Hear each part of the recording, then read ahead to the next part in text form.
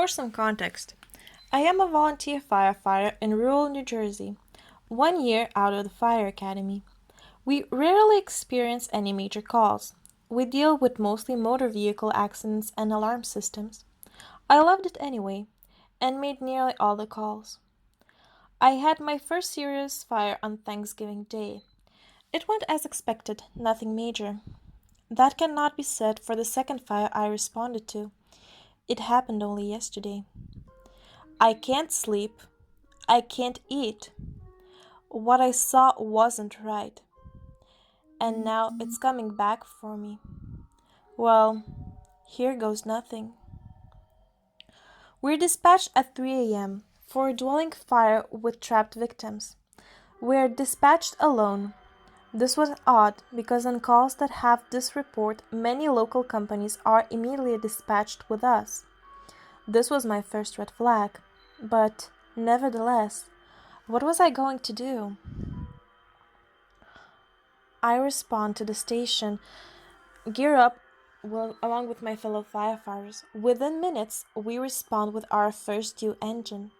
We go to inform dispatch we are responding, but the radios are dead. Communications are down. Second red flag. We continue to respond as per protocol. We arrive to the address within a few minutes. We arrive, our initial assessment shows no fire or smoke. There is only an old abandoned one-story farmhouse. We hop off and pull a line and charge it in case there was a fire inside. The older chief knows no one lives here. Myself and my chief, we walk up to the door and knock, inform whoever could be inside that we received a call that there was a fire and we will enter if there is no response. Note, he said that to ensure if there was a homeless person in there, they would know who we are. We hear a ruffle from behind the door. My chief repeats himself, but before he could finish, the voice comes from behind the door. The voice sounded like they had smoked a pack of cigarettes every day for 50 years. The voice said, "Come on in, sir. I need your help." We are startled. The voice didn't sound like they wanted help. Something sounded wrong about that voice. Some more ruffling and scratching from behind the door. After a moment, the other firefighters walk up. My chief says, "Sit tight, we are coming in." He tries the door, but it's locked. Figuring whoever was behind the door was in trouble and couldn't open it. Note, we have still not made contact with anyone from dispatch or any other fire companies. In fact, even anyone else from our own station hadn't taken a second truck out yet. Two firefighters pry open the door. Lights from out of our truck, emergency lights, pour into the old farmhouse. I turn on my flashlight, step into the farmhouse, and scan the room with my light. I was standing in the living room. It had some old furniture around the room, but was mostly empty. Another firefighter steps in and shouts, "Where are you?" The chief walks in just after me and walks over to me as I stand in the middle of the room. "Weren't they behind the door?" he asked. I just nod in agreement. Third red flag. I wish we just turned away and left. Or maybe our fates were already sealed. "I'm in the kitchen. Shall I fix you guys something?" the voice asks. We turn towards the door and which the voice came from. We assumed it was the kitchen. It was to the left of the entrance. The closest firefighter starts towards the door. "What's the nature of the call, sir?" he asks. He opened the door as he had one foot in the threshold. A machete comes from behind the door, and just like that, he was dead. Whoever was behind the door waited for him to walk in and cut his head clean off. His head hit the floor with a sickening slap. His body stood there for what seemed like an eternity, almost like the rest of his body was trying to figure out what happened. Then that too fell. The other three men, including me, turned to run through to the front door, but it was closed. Who closed it? We turned around back to the kitchen. We can talk the server. You don't need to hurt anyone else, my chief said calmly. I gripped tight my pike pole to use as a terrible weapon. My fellow firefighter gripped his axe in a similar fashion. Do you know God? The voice asked. Because if you do, I would start praying. And he barked out a sickening, demented laugh, a laugh I would never hear a human make, one laugh I'll never forget. It wasn't until I saw my chief's face flush did I realize where the voice came from. It came from behind us. We spun around to the door, what could have been the bedroom. At that moment, my fellow firefighter ran to the front door to find it had been locked again. He began to try to pry it open. It wasn't moving. He began to hit it with his axe, but the axe bounced off like the door was made out of rubber. I watched in horror as I realized we were locked in the house with some bloodthirsty psychopath. I attempted to make contact with the pump operator that was still outside, but my radio greeted me with silence in return. I wasn't going to die this way. I refused. Then it hit me. My pass device might be able to grab the attention of the pump operator. I relayed my idea to my chief, and he agreed it.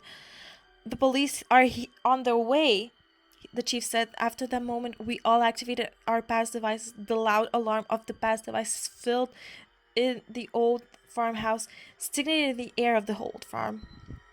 I turned around to look to my fallen comrade. I heard a scream to my right. I saw my chief facing away from me. I looked down. The machete that had been removed my fellow firefighter's head was through my chief. How was this possible? I had only looked away for a second. The machete removed itself from the chief. My grip on my pike pole tightened. I would not be going down without a fight. My chief collapsed to the floor. I saw what had done the sick deeds. I wish I hadn't. I saw two black eyes staring at me, a white smile, one of pure joy. His features were exaggerated, unnaturally big nose, wide eyes, no eyebrows, no hair at all. Big ears, huge ears. His ears were half the size of his head, and his smile reached from ear to ear. He held the bloody machete at his side. There was one speck of blood on his chin, right below that sick smile. With the smile, he said, "Nobody is coming for you. No one." The pass alarms were blistering, but somehow, without raising his voice, he told us that, like he was in my head, like he is in my head. I lunged at it and stabbed him with my weapon. Black ooze poured out. Maintaining the smile, he looked down at his wound. His smile somehow grew wider. His head snapped back at me with an unreal speed. "I think you dropped this." He laughed as he pulled out the pike pole that was in his chest. He examined now the black pike pole, his black eyes matching the ooze perfectly. With unhumanly speed, he whips the pike pole and throws at the firefighter behind me like a lance. It pierces him in the face, killing him instantly. He drops on the ground the same as the others. Now I am alone in the room with the monster. I turn back at him. He is staring and laughing, finding humor by the horror on my face. Then he walks up to me, inches away from my face, and says to me, "You know God? Now you know me. I like you. I'll save you for a rainy day." He pats me on the shoulder and walks past me, opens the front door, and walks out.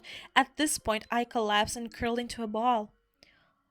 I'm not sure how long it was till the police arrived. A fellow firefighter found a missing truck from the station and reported it. Using the GPS in it, they tracked it to our location.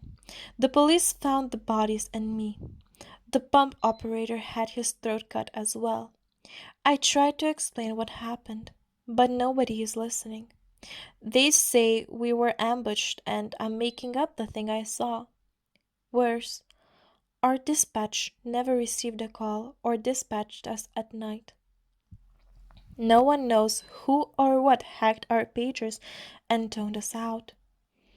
Worse, the only ones who responded out received any notifications of a call were us. No other members' pagers went off. The police found no one had been in the farmhouse for years. They believe someone deliberately led us there to kill us, but they can't figure out what, how, or why. Now, you might be thinking about the black ooze on the ground or the pike pole, but it was gone when I woke up. The worst part about last night is the night after. I woke up to my pager going off at 3 a.m. and dispatcher toning us out to a fatal shooting at my address for tomorrow. And at the end of it, I heard it. I heard his voice say, "See you soon." I'm writing this so if anyone can help me or tell me I'm crazy, just something. Every time I look in the mirror, I see his face instead of mine. I can't stop hearing what he said. "I'll save you for a rainy day." The forecast for tomorrow is rain. Well, guys, I hope you enjoyed this creepypasta. It was actually suggested by a listener, and I'm really grateful for that. I'm posting links in the description box below as well. The writer of the story is FF2340 on reddit.com. Links in the subscription box below. Please do like, share, and subscribe. And of course, if you have any suggestions, write them down in the comments. I read those every time I post a video. And I hope to make more videos in the future. See ya!